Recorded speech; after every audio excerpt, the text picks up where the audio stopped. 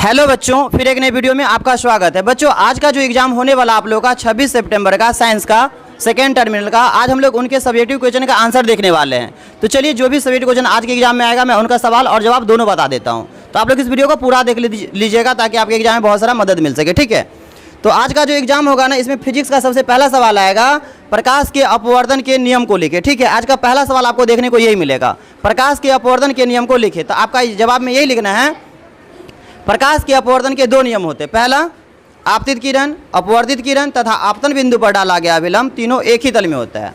और इसका दूसरा नियम होगा, आपतन कोण की जया और अपवर्तन कोण की जया का मान नियतांक होता है, अर्थात म्यू बराबर sin i बटा sin r। इसे एसनेल का नियम कहते हैं। पहला सवाल का जवाब यही होगा।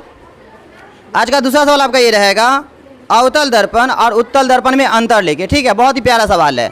आज का दूसरा सवाल आपका ये रहेगा, अवतल दर्पण और उत्तल दर्पण में अंतर लिखे। तो इसका आंसर ये लिखना था आप लोग को, अवतल दर्पण और उत्तल दर्पण में निम्नलिखित अंतर है। पहला में लिखना है, अवतल दर्पण में वस्तु से बड़ा प्रतिबिंब बनता है, और उत्तल में लिखना था इसमें वस्तु से छोटा प्रतिबिंब बनता है।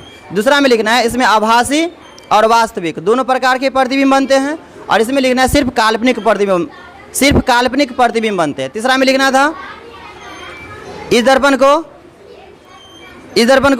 क्या कहा जाता है बच्चों?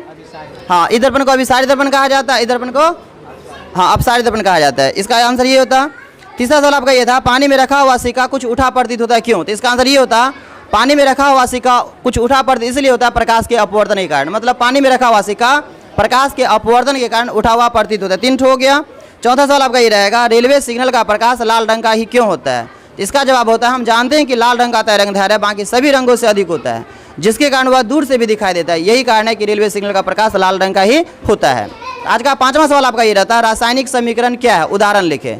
इसका आंसर ये होता, रासायनिक अभिक्रिया में भाग लेने वाले और प्रतिफल के स्थान पर उसका सूत्र और संकेत अर्थात संक्षेप में व्यक्त करना रासायनिक समीकरण कहलाता है।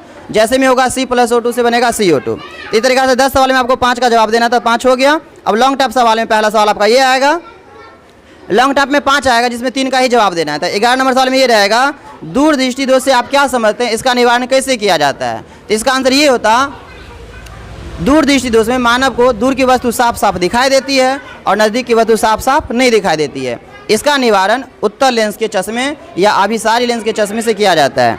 अगला सवाल आपका ये रहता, विस्थापन और उभय विस्थापन अभिक्रिया में अंतर लिखें।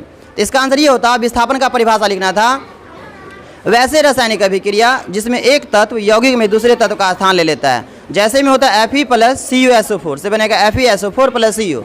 अगला था उभय विस्थापन। तो उभय विस्थापन में लिखना था, वैसे रासायनिक अभिक्रिया जिसमें 2 आयनों का अदला बदली होता है उसे उभय विस्थापन या द्विविस्थापन अभिक्रिया कहते हैं। जैसे में होता है NaCl + AgNO3 से बनता इसे बनता है AgCl + NaNO3। ठीक है, और अगला सवाल आपका ये रहता, पौधे में उत्सर्जन कैसे होता है? तो आपको लिखना था, पौधे में अपशिष्ट पदार्थ बाहर निकलना पौधे में उत्सर्जन कहलाता है, अर्थात रेजिन, टेनिन इस तरीका से, मतलब ये पदार्थ बाहर निकलना पौधे में उत्सर्जन कहलाता है। या नहीं तो आपको आहार नाल का एक स्वच्छ नामांकित चित्र बनाना था, या तो आप पाचन तंत्र पे जो बनाते हैं ना आहार नाल का फोटो, उसी का फोटो बनाना था।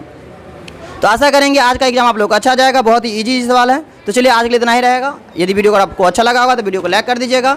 अगर चैनल पर पहली बार आएंगे तो चैनल को सब्सक्राइब कर दीजिएगा। Thanks for watching. फिर मिलते हैं एक नई वीडियो के साथ।